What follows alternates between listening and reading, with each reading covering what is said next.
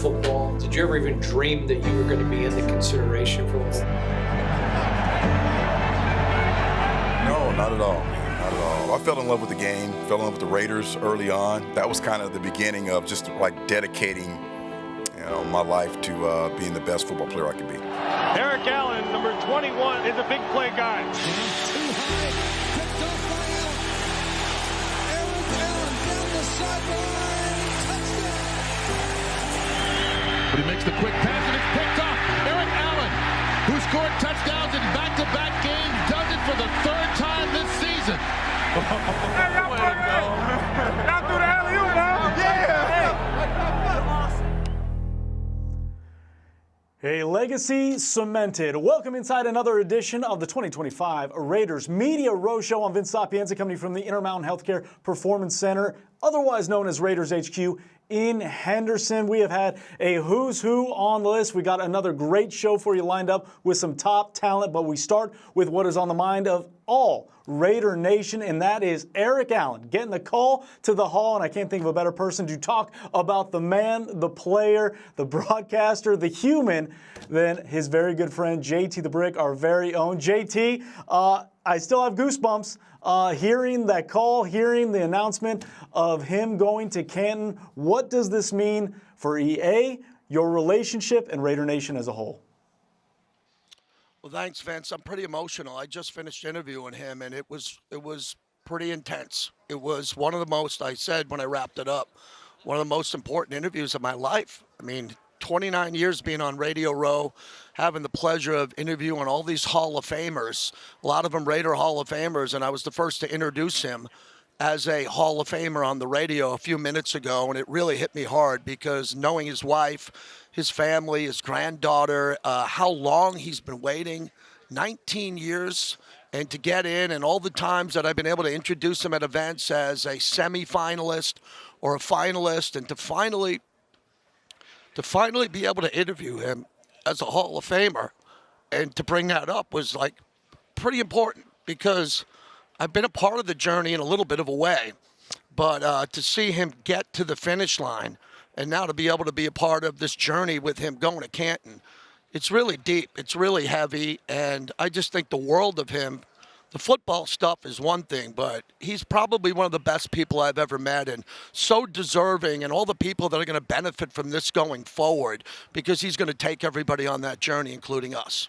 Yeah, and you talked about nobody's planted the flag of Raiders alumni and getting certain guys with Hall more than you, so you are rightfully the man who should be presenting him for the first time as a Hall of Famer. You've had the unique perspective. He's your broadcast partner. You've had him at different events and hosted, but you've also got to see him play and in his heyday. When you watched him, what do you remember then that sits there and says, absolutely no doubt, Hall of Famer? Well, I'll tip my cap to Fred Bolitnikoff, who joined us today before Eric came on. And Freddie, think of this. Freddie's in his 80s, and he went back and looked at tape last night to be prepared for an interview. And Freddie said, just look at his break on the ball. He said what was great about Eric on a deep route, a short route, a slant route, he had one of the best breaks that he's ever seen. And then Freddie said it so perfectly that one of the things about being a corner that makes him special is the ability to catch the ball. A lot of corners can't catch the ball unless it's thrown right to him. He was brilliant with his hands, and he would get his hands on the ball. So for years I've been saying 54 interceptions, 8 returns, 8 pick sixes. That's what got him in. What got him in, you get into the Hall of Fame, Vince, for your stats. If you win, that's great. Some guys don't win, right? Some guys don't win a Super Bowl even playing it, but their stats carry them to the Hall of Fame.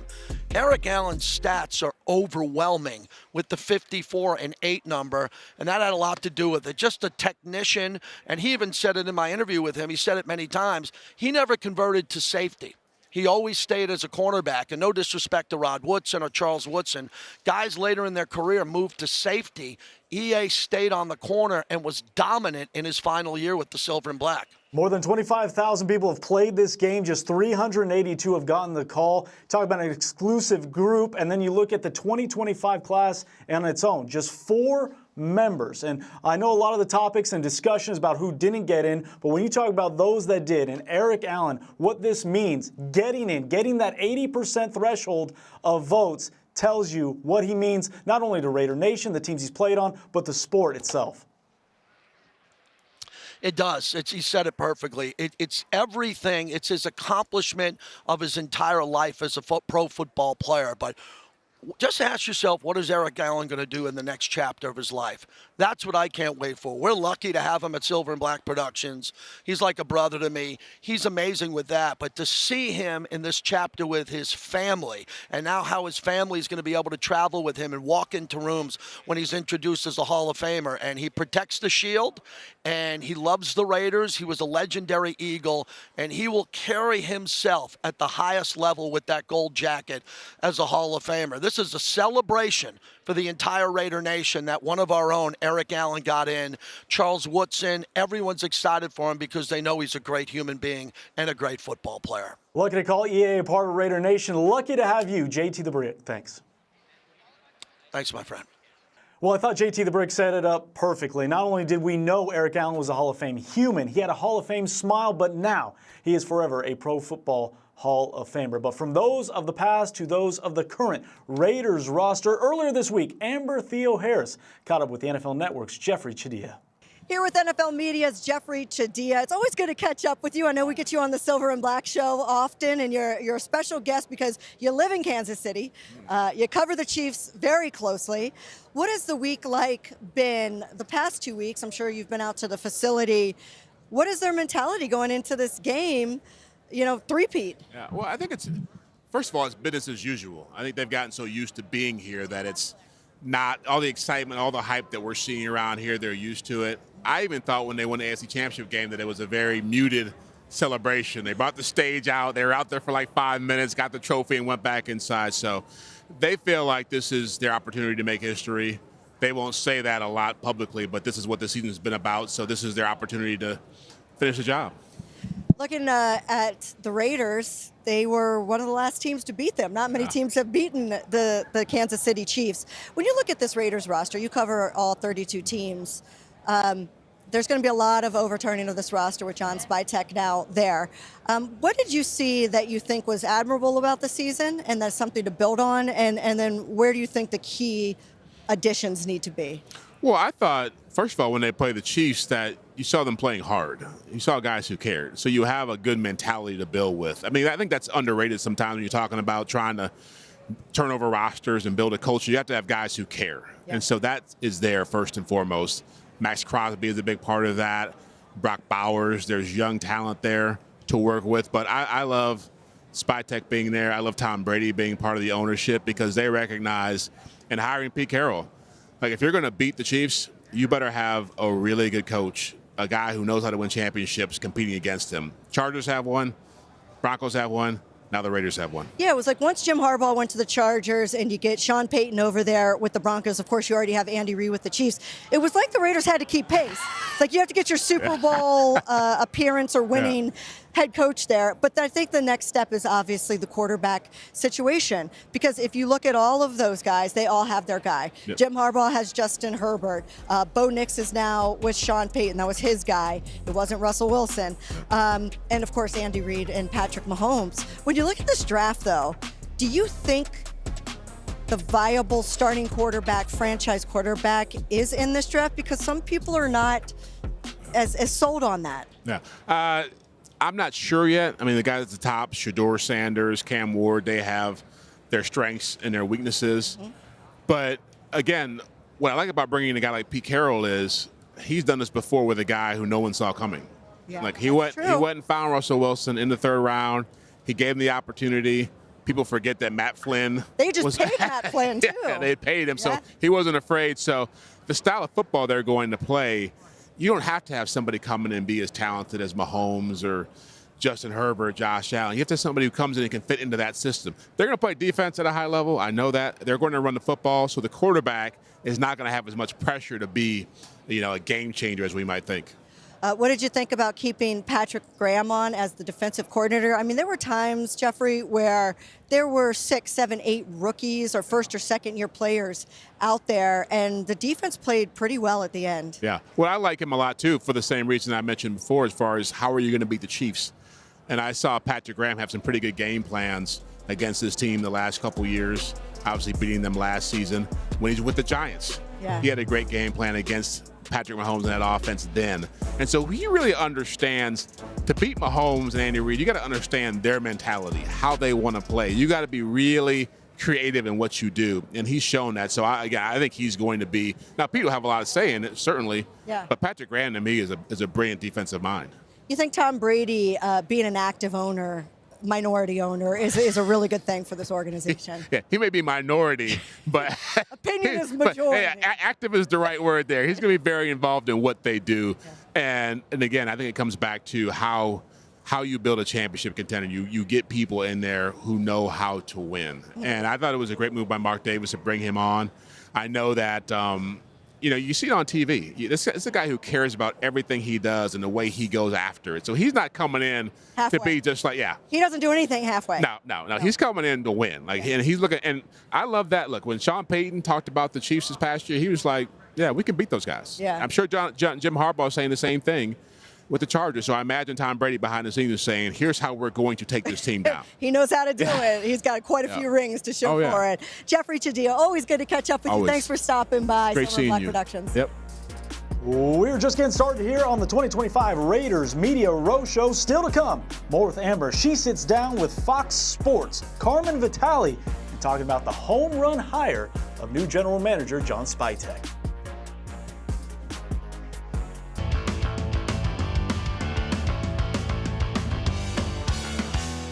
Our brother Eric Allen is a finalist for the Pro Football Hall of Fame. Big time. His great career with the Eagles. Yep. I work with him now. What would it mean for EA to get in the Hall? I think he deserves it. I haven't spoken to him in years, but I've always been a fan. His work on the football field was tremendous. He was a tremendous cornerback playing for the Eagles. We know he deserves it. I don't know what the hell is going on with these voters sometimes in terms of making people wait to get into the Hall of Fame, but it would mean the world to him, just as it would to any football player, and considering what a testament to the game he was, what he brought to the game, his effort, his willingness, his commitment to winning, etc., being as undersized as he was and still achieving the way that he achieved, I would tell you, I really, really hope he gets in, and I'm rooting for him. As we wrap this up, Eric Allen's like a brother to me. I work with him every week, and tonight we'll find out if he gets into the Pro Football Hall of Fame. Tell me about Eric competing against him and the style of play that he played at. Well, I mean, first, it's the intelligence, those guys that play, we think so much about the physical, but the intelligence and guys that you have to think about where they're going to be, what can they do, how they disguise and fool you. And then, the consistency by which they play. And Eric was one of those guys that for years and years just played at an extremely high level. But when he came to the Raiders, I competed against him every day in practice. I know. I had Jerry Rice out there, I had Tim Brown out there, and I just saw these guys. It was hard for us to get completions in practice. So I know what type of player he is. I know what type of leader he was, what type of teammate, and most importantly, what type of person he is. And he's just been great as a person, but not only as a player. I tell you what, great individual, great player. Yeah. Right? Should have been in a lot longer, a lot sooner. 54 career interceptions. Yeah. We know your number. That's more than Deion. I watched him play. I took some tips from him every now and then of what he used to do. So I'm hoping that he gets that opportunity to wear that Go jacket. When you get the call, it's an amazing thing, and I'm glad that Eric Allen has gotten in, and he deserves it. He's a great Eagle, great Raider as well. Yep. Welcome back inside the Raiders 2025 Media Row Show. This is Media Row, where this week our very own Amber Theo Harris caught up with Fox Sports' Carmen Vitali to talk about the Raiders' new leadership group. Here with Carmen Vitali from Fox Sports. She is a good friend of the Silver and Black Show. We've had you on in the past, and you went from covering the NFC North, because that was the last time we talked to you, to now being a national reporter for them. And we love your analysis, so I really wanted to have you on to get your idea of what's going on with the Raiders. Look, we all know it was a tough season. We all know it's a franchise that's looking to turn itself around, and there's been a lot of changes. What do you think of all the changes we've seen so far, and we haven't even hit free agency or the draft, will have the most impact on the Raiders? I mean, it has to be the coaching and the GM hires, because they have so much, obviously, impact and influence over the organization. Pete Carroll's a huge culture-building guy. I think I loved that hire. I know that he's 73, but when people say 73 years young, They mean it. He is not, he's a very young, spry 73-year-old, even if John Spytek decides to give him a little nudge at the press conference. But actually, I was with John Spytek in Tampa. Worked for the Buccaneers for 6 years, worked very closely and got to know those guys very, very well. I absolutely love Spy, and I'm so happy for him. He's been a part of the GM hiring cycle, taking interviews for the last couple of years. He now gets the shot with the Raiders, and I know that people are going to point to the Tom Brady connection. But then they honestly didn't. Spy was a freshman when Tom was a senior, so like he was like the low man on the totem pole, low man on campus when Tom was there. When they reconnected in Tampa for that Super Bowl run, that first year with Tom, they really kind of learned what each other were like, in the professional sense. But what I really appreciated about Spy, which was preceded Brady and will continue with the Raiders, is how good of an evaluator he is. He is an incredible evaluator of talent at both the collegiate levels and when you get up to kind of the NFL pro scouting.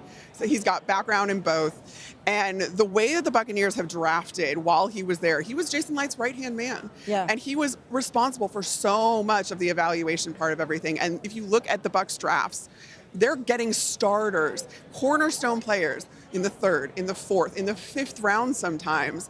Bucky Irvin in the 7th, right? Yes. And so it's an incredible asset when you have such limited picks. I know the Raiders only have a couple in the top 100. But you can count on a guy like Spy to get you someone that is going to be a contributor to your team on that day, in those day 3 picks.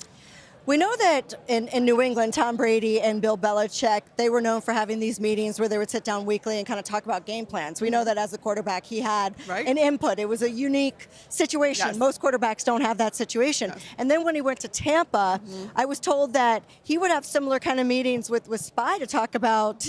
I love that we're calling him Spy now. Yeah, sorry. That's John Spytek. That Spytek was kind of a part of some of those meetings and talking about personnel. And it seems like, is that where the relationship with Brady grew? Because it is kind of, yes, he was there with him. He wasn't there that long. And for him to take kind of an assistant GM, a personnel guy, and think highly enough for him. What was it about what they actually did there together? What do you know about some of those meetings? Yeah, it was, Tom Brady leaves no stone unturned. And that was true of him as a player. It'll be true of him at whatever role he's in. And one of the things that he wants to know is when he's watching tape, he wants to know what the opponent, what makes them tick. And so to bring in the personnel side of things, who have evaluated, because again, Spytek had so much pro personnel and pro scout experience, he knows all the guys across the league, so he can sit there with Tom while they're watching tape, being like, yeah, so that guy, he was drafted here, these are his tendencies, this is what we were concerned about, this is like, he can give him all this background that then gave Tom a leg up when it came to game planning, because he also had those meetings with Bruce Arians that he did with Bill Belichick about the game plan. Tom was very, very involved. I always kind of joke that he played live action Madden with the Bucs, because there were times where Tom would change not the play call like an audible. He would just change one receiver's route based on what he was seeing from the opposing team. And to know how that affects the rest of the play, to know how that would affect the defense, is just the football acumen there is just insane, which is nothing new with Tom Brady. But it's because of things like meeting with personnel guys to really understand what they're up against week after week. And that's what builds a winning culture. And now you have Tom Brady and you have Pete Carroll, who built a winning culture in Seattle. But the addition of Chip Kelly is something I'm intrigued by. A lot of people are excited about this. What type of offense do you think he will run with the Raiders? Do you think he'll be the kind of person that runs a Chip Kelly offense? Or, they get named that. There's a Shanahan offense, and there was a Luke Getsy offense last year. Is he going to run, which is typically running the football quite a bit? Do we look at Ohio State? What do we expect from Chip Kelly? So it's really interesting when you look at kind of trends across the league and what kind of makes it and how cyclical it ends up being. Everything comes from the lower levels up. So things start literally in the youth leagues, high school. They make their way up to college, and then it makes its way up to the NFL. So you have a guy like Chip Kelly, who's now had years of experience in college, understanding what the next phase is coming for in the NFL. And I do think that there's more running the football. I do think there's, the importance of having a mobile quarterback, which obviously the Raiders are going to have to make a decision on who they bring in or who they draft or whoever is going to be under center. But I think what you're doing is looking now for a mobile quarterback that can factor into the run game, because that's where you see the trends going offensively. And Chip Kelly is going to have a leg up on that, given that he was in college, where a lot of this kind of stuff stems from as it makes its way up into the NFL. With the Raiders having so much money and cap space, that is the one. They maybe not a lot of picks, but a lot of cap space. A lot of cap space. Do you expect them to be super aggressive in free agency, and where do you think it'll start? Yeah, I would have to think. I mean, I think that, quarterback is the most important position on the field, right?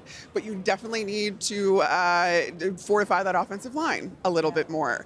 And there are so many different needs, but I do think that you kind of start with the most important positions on the field, see where you can get creative and do all of that kind of stuff, which is, again, something that Spytek is going to be really, I think him and then Pete Carroll, who had personnel control in Seattle. I'm so curious and I'm so excited to see that relationship blossom in how they determine who they're going to bring in and all of that. They have to be aggressive because you have to have a guy under center that's going to bring some stability. And again, with that money talks. Yeah. So you have that money, you should probably start with a quarterback. It begins and ends, it begins and ends with the quarterback. The success, especially in the AFC West, that has three of the best, Bo Nix is making his way up. An Offensive Rookie of the Year type of a season. He's up for that award tonight at Honors. Yes. You have to have a quarterback. So I agree with you 100%. Carmen, so fun to talk a little football with you. Good to see you. Thank you so much, Amber. We'll have you back on the show next year, that's for sure. Sounds great. Plenty more on the way. On the other side, Raiders digital reporter Levi Edwards joins the program after spending a week at the Senior Bowl, giving Raider Nation some names to keep an eye on ahead of the draft.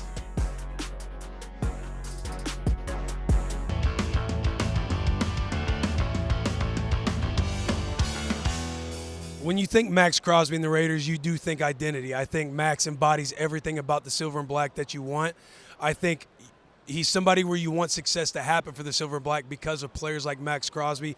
I've gotten to know Max since his rookie year and seeing his growth and development as a player. He's somebody who is obsessed with the game and obsessed with his craft. He's truly somebody that has a mindset that I want to be considered the best player to ever step on the grass. Whether or not that ever happens it doesn't matter. But I think Max Crosby, the way he approaches the game, the way he approaches taking care of his body as a pro, I think he is a core guy who needs to be a Raider forever, and I think he embodies everything about the city of Vegas and somebody who also was in Oakland that last year when they were there. It's game day, the day we've been waiting for. And this is more than just a game. It's a passion, a lifestyle. Here at the Raider Image, you're part of our team. Whether you're in the stands or cheering from home, we've got your back. Feel the confidence, own the game. We are the Raider Image. Your game, your gear, exclusively at the Raider Image. I'm not gonna lie to you. I've always had I don't think it's a secret, but I've always had an insane belief in what I can do as a player. I truly have an unbelievable amount of expectations that I put on myself. So I didn't come in with the mindset I'm trying to just make the team or just get on the I wanted to come in and be that guy. And I literally, you could pull up the clip, when Gruden drafted me, I literally told him I'm the guy, I'm that guy.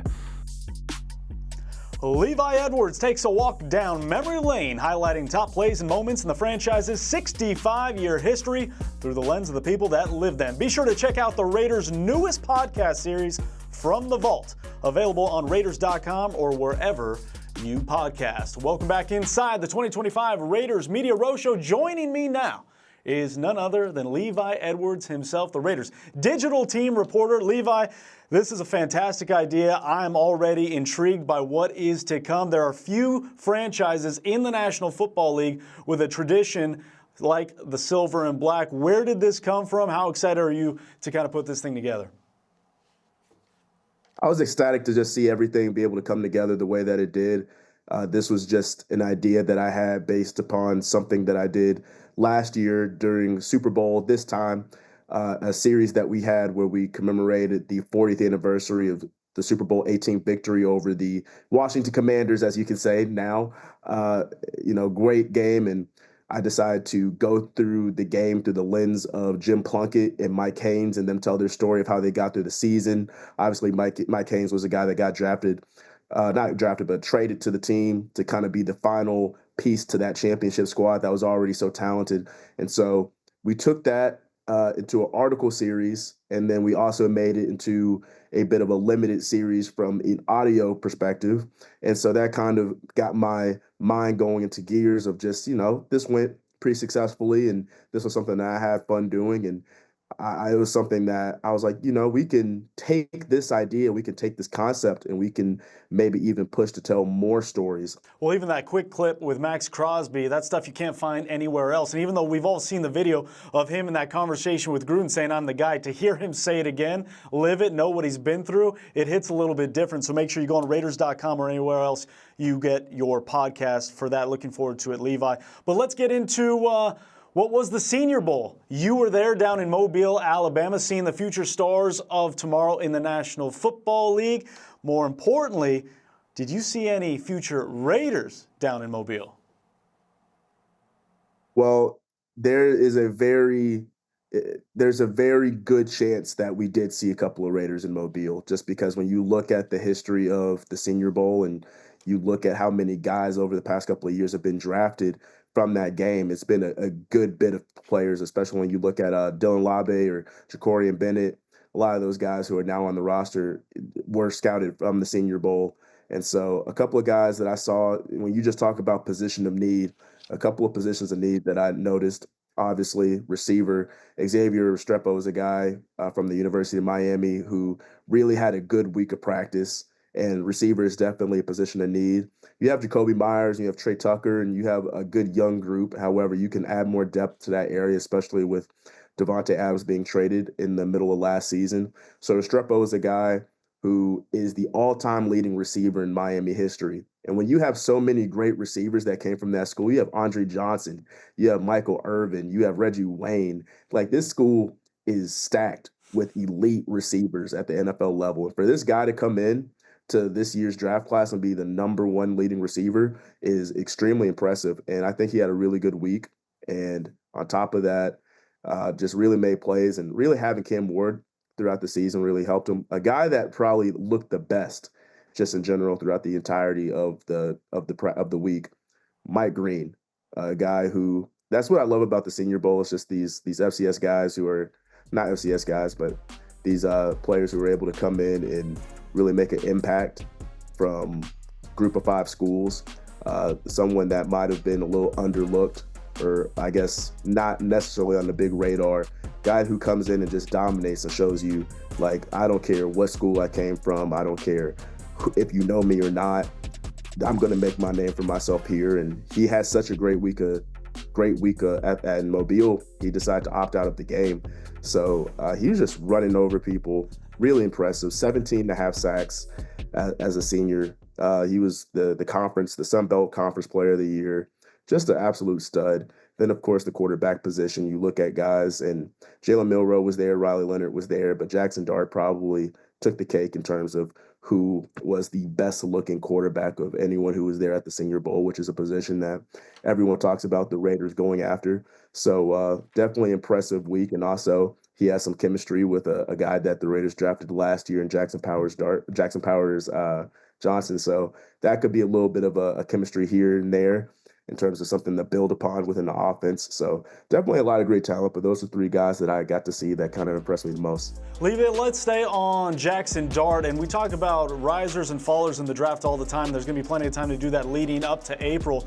But this is a guy, in terms of Jackson Dart, not only does he have an elite name, but he showed some elite qualities as well down in Mobile. Obviously, you mentioned the connection with JPJ. Everybody would be excited to connect those dots right there. But in terms of the quarterback, where do you see him going? Because this is a guy probably 2 months ago, the tape showed highs and lows all over the place, but now all of a sudden a good Senior Bowl. We'll see what his pro day looks like, combine, things of that nature. This guy could be a real person to watch in the first, second round.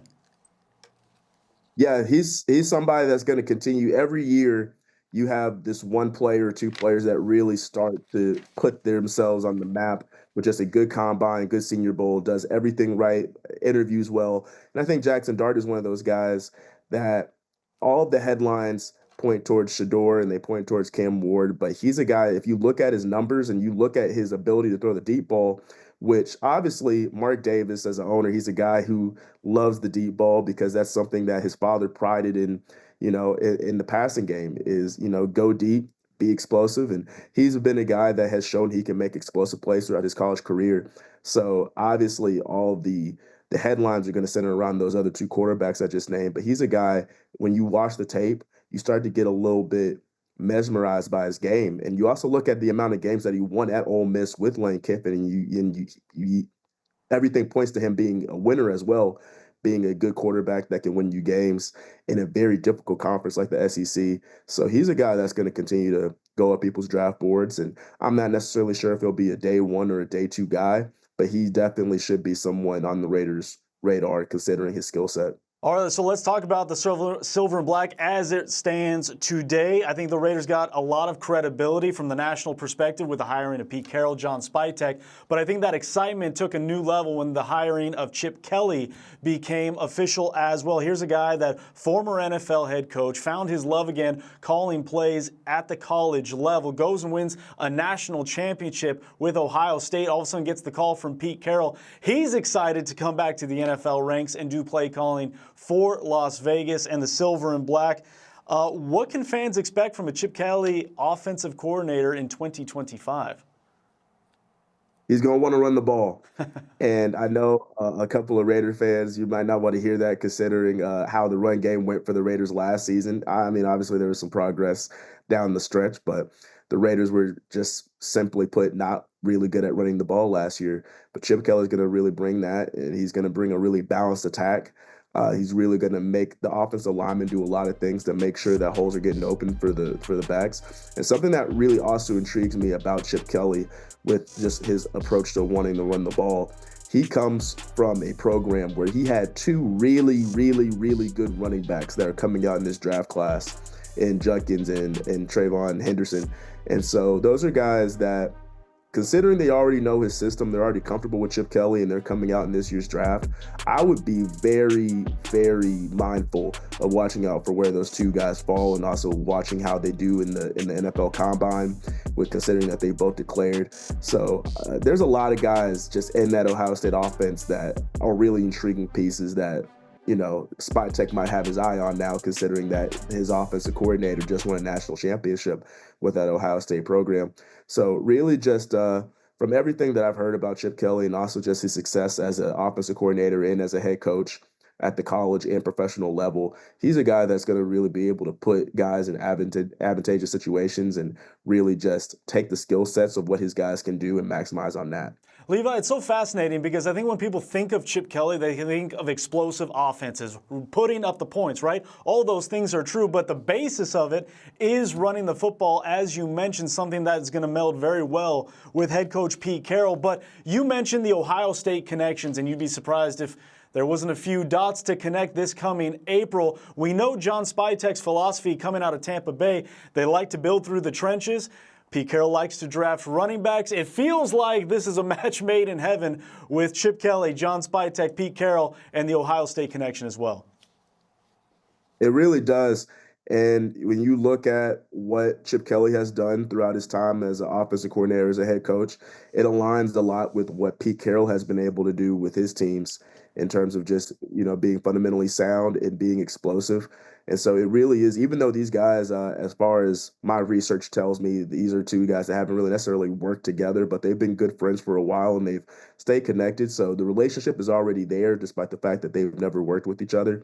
So that'll always help. And they both have years and years of experience, both at the college and professional level. Another thing that is very interesting about both of them is they're two guys that have been able to, have their success at the two levels. And so I think that will really help in terms of, adding energy to a locker room and really building, that fun atmosphere and that mentality of, yes, we're professional athletes and we're going to come in here and we're going to work and we're going to grind, but it's also fun and we're going to do things in that particular fashion.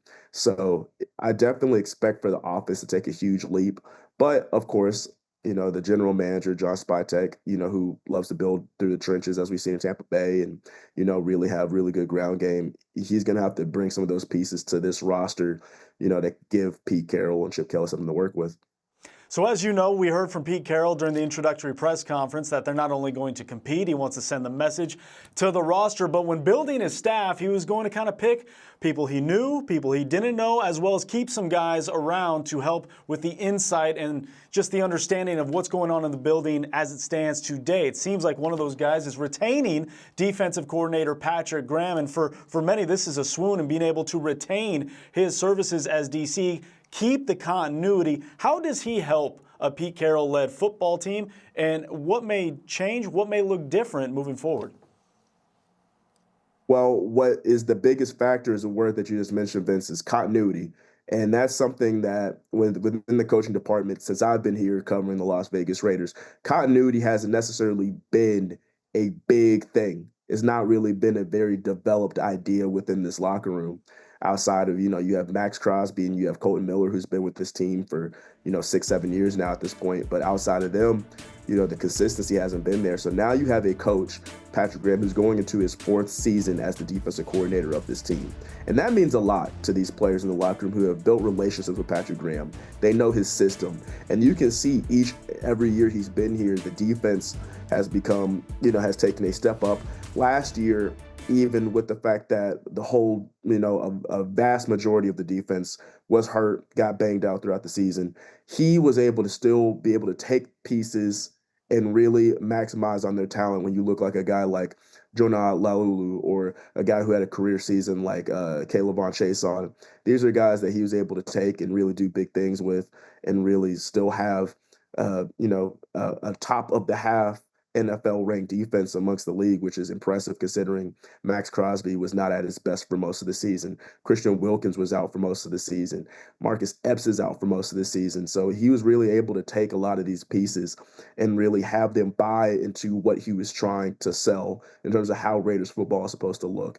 And additionally, when you go into this offseason, you go into free agency, you have a lot of guys who are about to be free agents. And so it entices them to want to stay and be under a coach that they have so much experience under and that they have relationships under.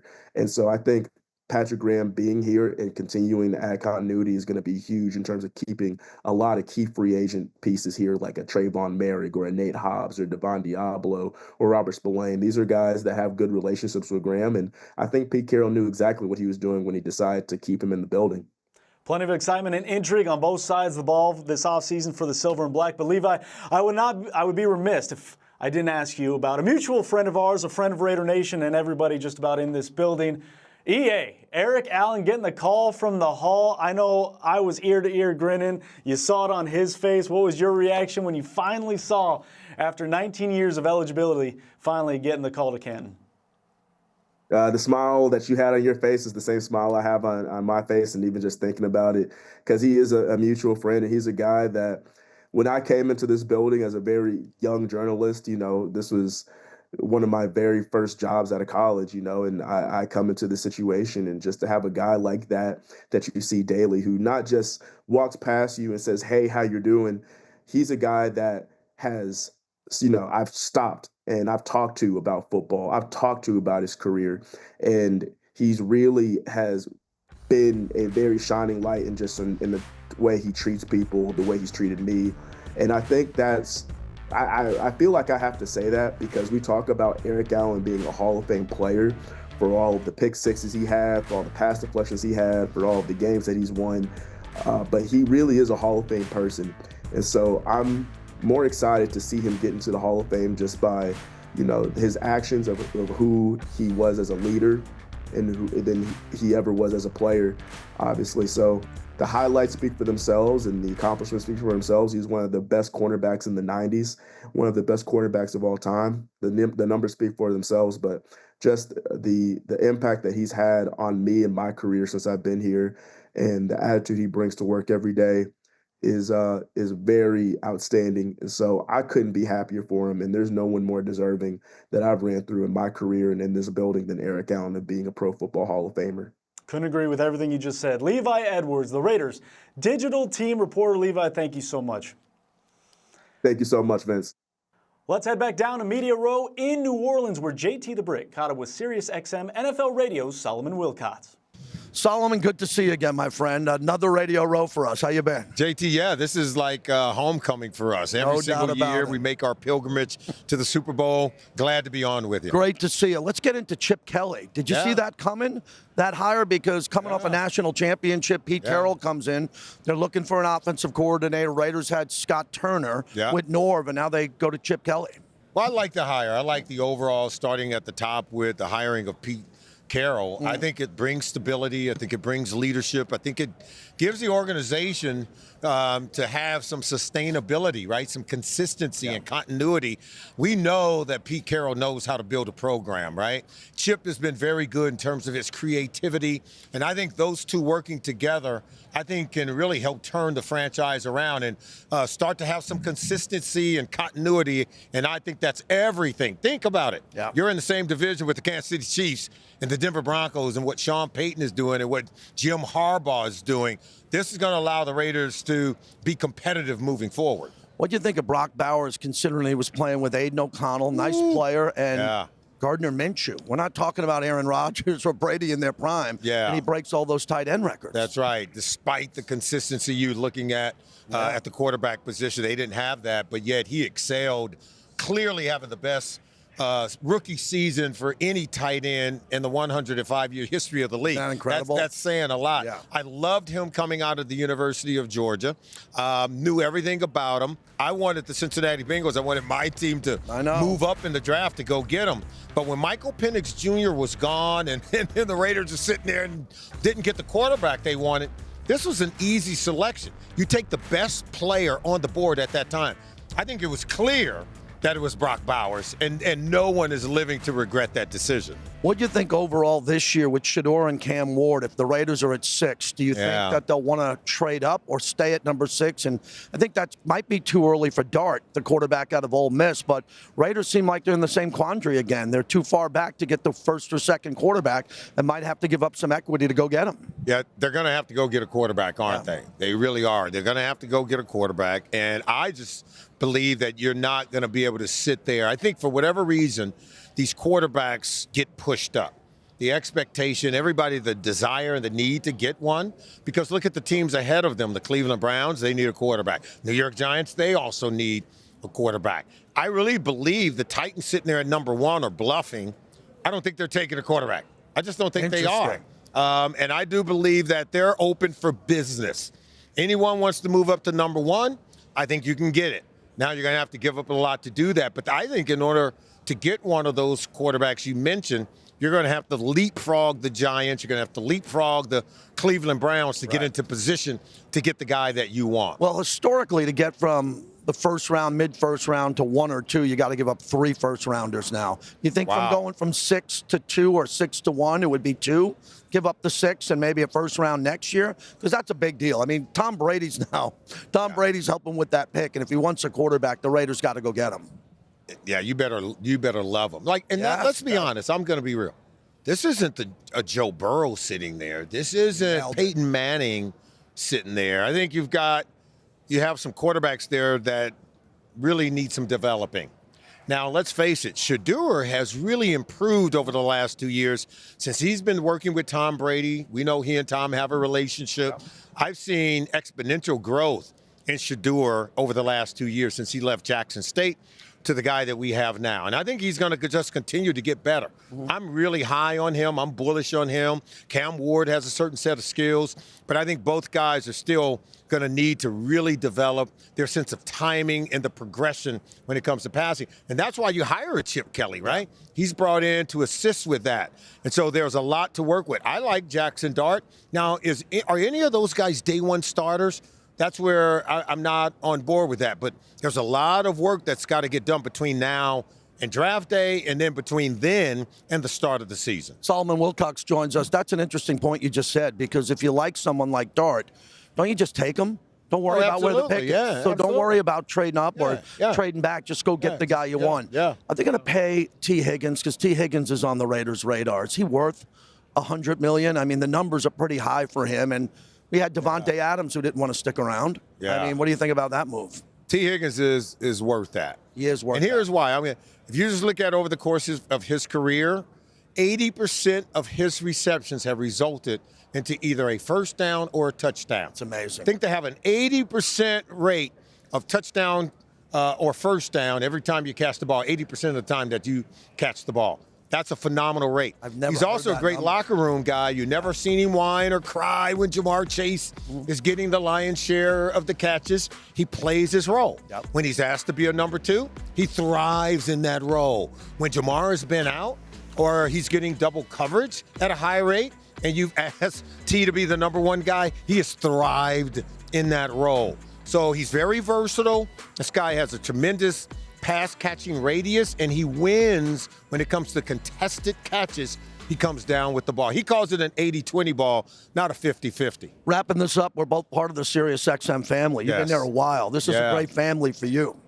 It has been a phenomenal company to work with and great colleagues within that space. I've worked for a lot of media companies. I have never worked for a better company where people work hard together. They pull for one another. They assist in one another. They're not competing with one another. It's just a wonderful place to be. And I'm happy to be the daily host on the opening drive every morning from 7 to 10 a.m. Eastern time. We're having a lot of fun. We like to teach people the game. It's like being a coach on radio. And I get to do the show from home. Doesn't get better than that, right? Oh, it's get any better than that. Good to see you, my friend. JT, you're the best. Thank you, my friend. Still ahead here on the 2025 Raiders Media Row Show, we chat with Jamie Erdahl of the NFL Network, get her outlook on the Silver and Black.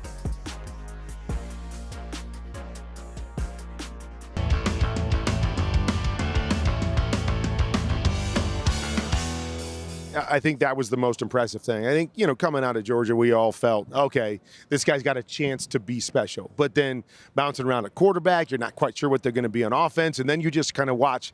He keeps stacking and he keeps stacking and he's getting close to Puka. And you're like, seriously? A tight end is getting close to Puka in terms of, catches on the season with all of the – and I think you just start to see, even at this level, because as great as guys are in college – sometimes they get to the NFL and they're just guys. But to start seeing the things that he was capable of doing, the one-handed catches, the way he was able to get separation, just his feel for the game, it was impressive to watch. And I mean, as you know, okay, let's figure out what the quarterback situation is and get some stability there. Coaching staff, let's get some stability there. And I'm excited to see what his future can be because he's obviously a special, special talent.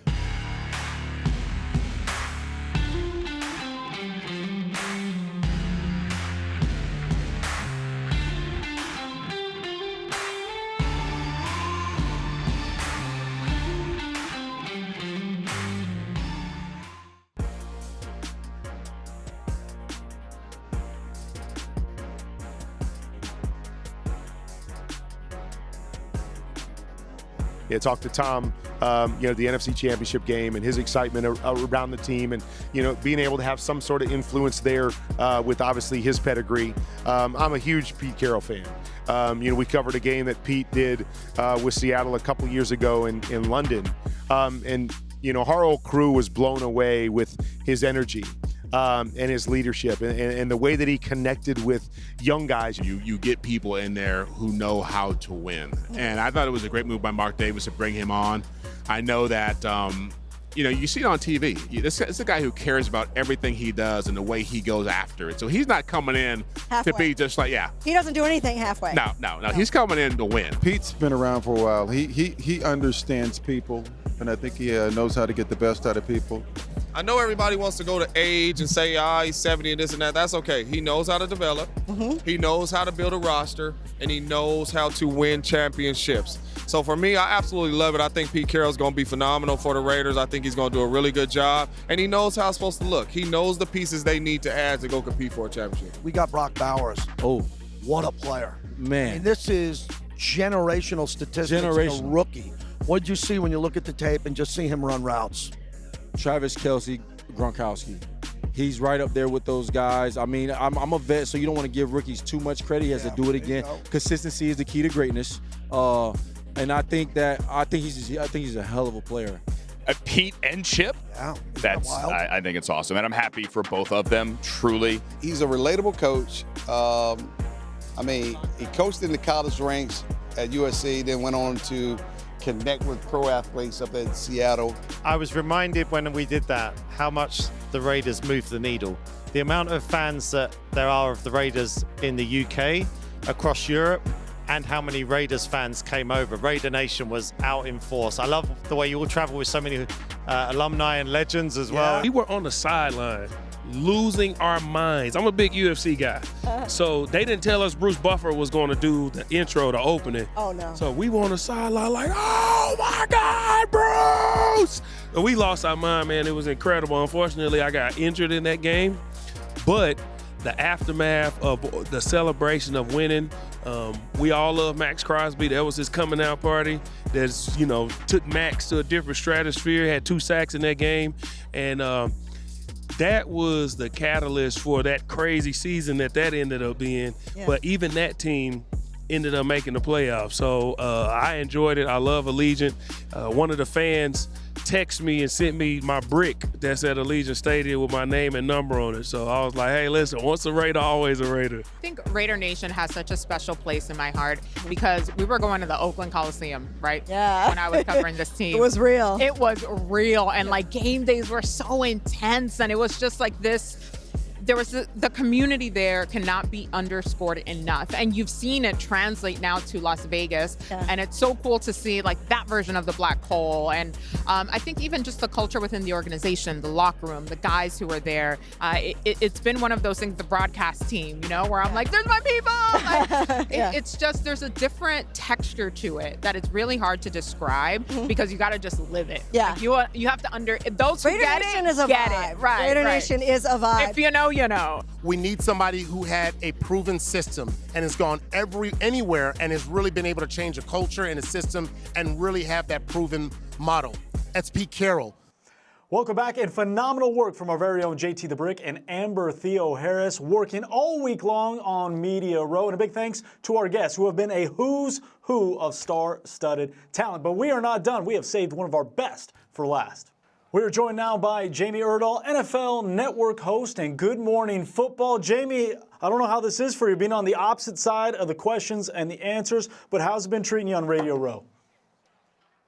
It's great. I feel like I could just kick my feet back and I can just say anything I want because I'm not the one who is, having guests thrown at him and get to commercial and keep Kyle Brandt in line and what's Peter Strager saying. And this is a dream. We've done a couple great shows here from New Orleans for GMFB, but now I'm just chopping it up with people on Radio Row. It's awesome. Well, happy to chat with you. And again, thank you for the time. Let's talk a little silver and black, shall we? I feel like 2 weeks ago, maybe even a month ago, there was a completely different national perspective of how they viewed the Las Vegas Raiders. Fast forward today, a few days away from Super Bowl, it feels like a much more optimistic viewing of the Raiders. Do I have that right? What is your feeling on the silver and black?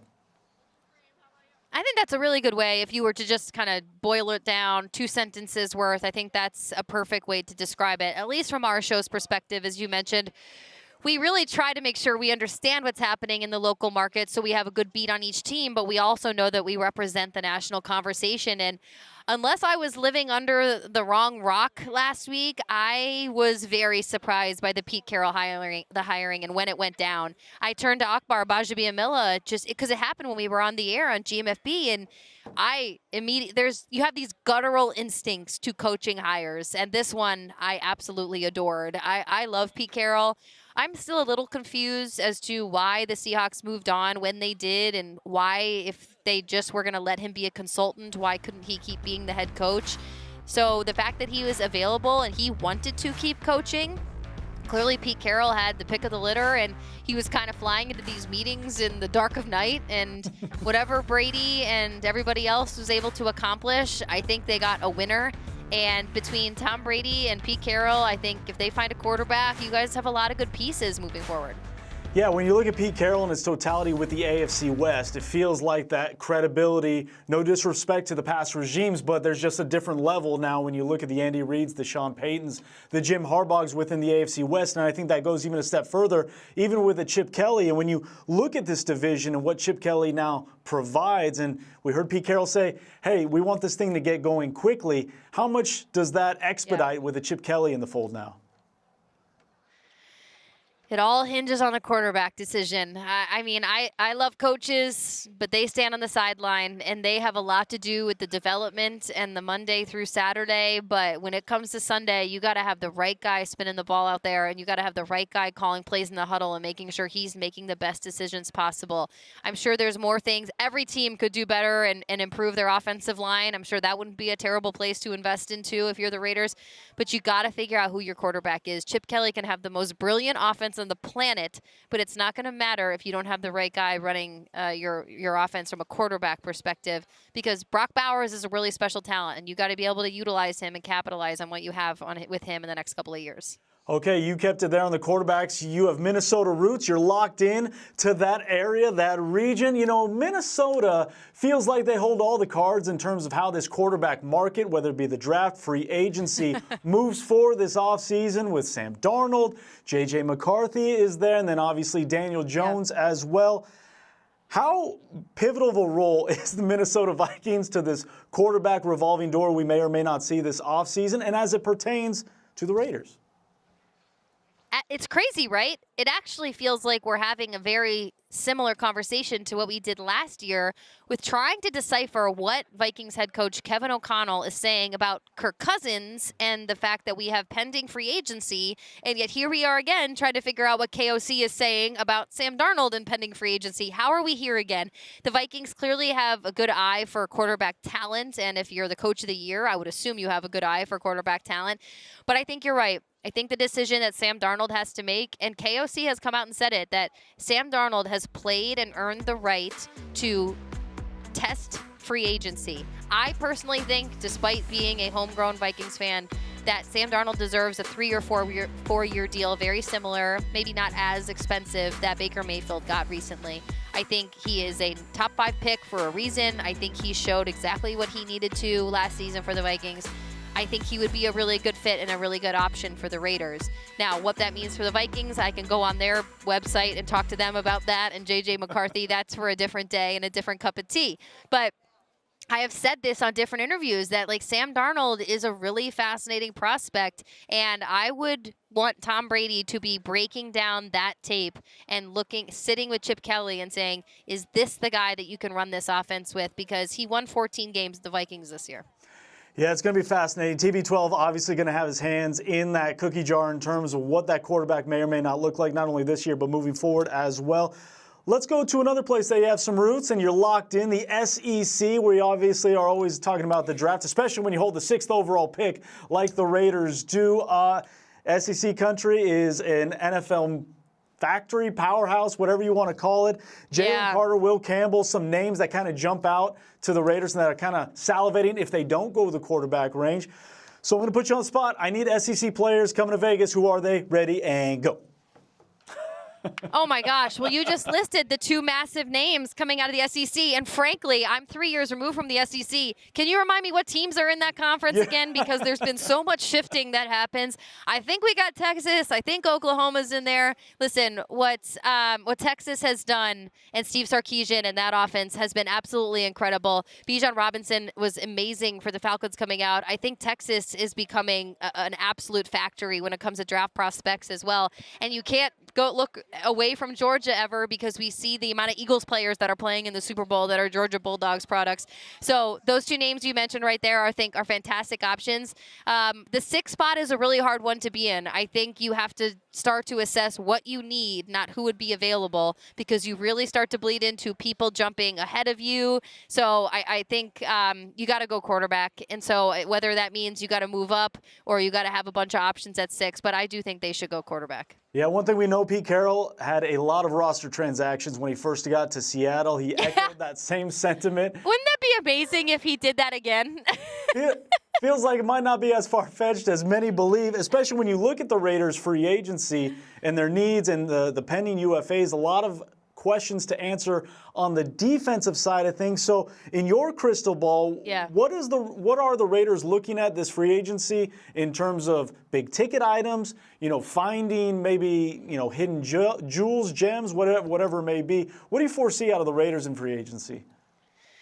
We just had Max Crosby on GMFB a couple weeks back. He was on his scooter at the time, and I know now he's walking around Radio Row with his boot, and we hope he comes back healthy and powerful, but my God, you got Max Crosby up front. You have some options on the other side. You have to find some secondary guys. And I know it's hard these days. You got to get athletes. You got to get guys that can play multiple positions and move all around. And defense is a really tough thing to shore up. But you live in the AFC West. You have Harbaugh as a head coach in your division. You got Sean Payton cooking with Bo Nix now, and you have Patrick freaking Mahomes in your division. You have to have a pass defense that can hang in this division. So I think they should just sign 100 corners and see who they can pick up and see what they can apply and just go 3 deep at free safety and corner and just figure out how they can hang in the AFC West. Yeah, Raider Nation loves being reminded that Patrick Mahomes guy's still in that division, back in the Super Bowl. To your point, the Raiders have about the second most cap space moving into this offseason. So in terms of the big ticket items, it's kind of getting their home right first. Trayvon Merrick, 25 years old. He's going to need, probably is going to get a payday from somebody. The Raiders are hoping it's them. Do you see big-time signings, or is it, again, do you think it's just, as you mentioned, quantity at this point and seeing what fits with Pete Carroll, John Spytek, and the staff? Well, I think you have to have an organizational anchor in the backfield. So you want to keep Max Crosby happy. You want to keep him in the building. I'm not going to pretend like there aren't reports and other teams and fans openly trying to bait Max Crosby and photoshopping him into their jerseys, the Packers, the Bills, what have you, the Lions, whatever.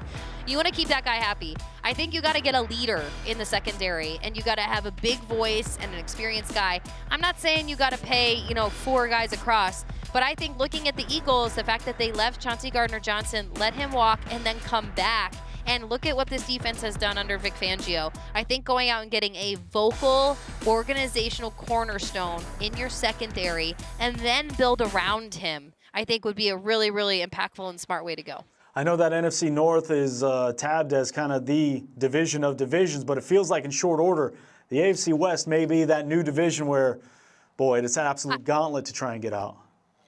The AFC West coaches are the coaches that I want to go to a cocktail party with. Those are the coolest coaches in all of the NFL.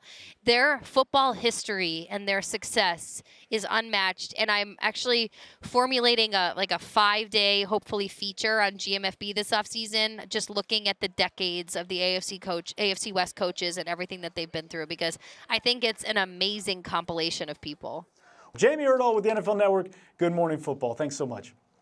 And with that, the 2025 Raiders Media Roadshow is a wrap. For Amber Theo Harris, JT the Brick, everyone behind the scenes in New Orleans, here in Henderson, making this thing happen. I'm Vince Sapienza. Thank you, Raider Nation, for joining us. Stay up to date on all things Silver and Black on Raiders.com, and stay up to date on the Raiders' social media channels.